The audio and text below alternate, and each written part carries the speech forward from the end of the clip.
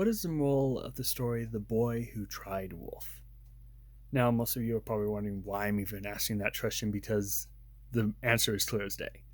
But it's just from my observation on how people act that I think some people might have gotten different morals than most of us see. And so the first, being the one that I think a lot of people have gotten, is that no matter how many times you lie, people should still believe you because you might be telling the truth at one point.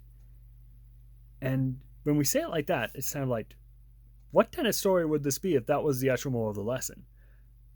But yet, some people act that way, that they can lie all the time, yet they'll still be believing when they might be telling the truth at one point. But that's just it.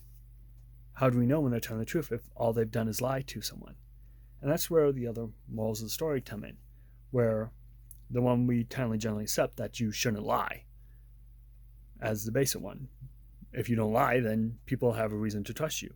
But that is, why do they have a reason to trust you? Because you haven't eroded people's trust. And that, I think, is the actual kind of deeper meaning of the story, is that if the boy had told the truth honestly, if he wasn't seeking attention or whatever, then people would have trusted him when the wolf finally tamed. And he would have done his responsibility. He probably would have been called a hero.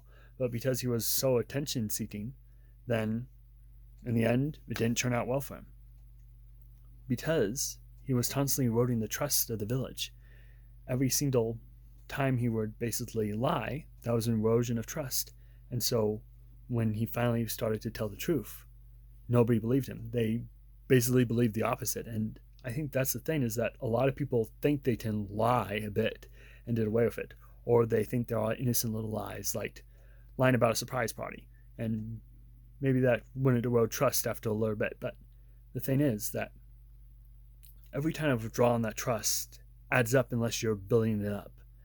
Again, relationships aren't really transactional, but they do have this sort of investment and withdrawal state.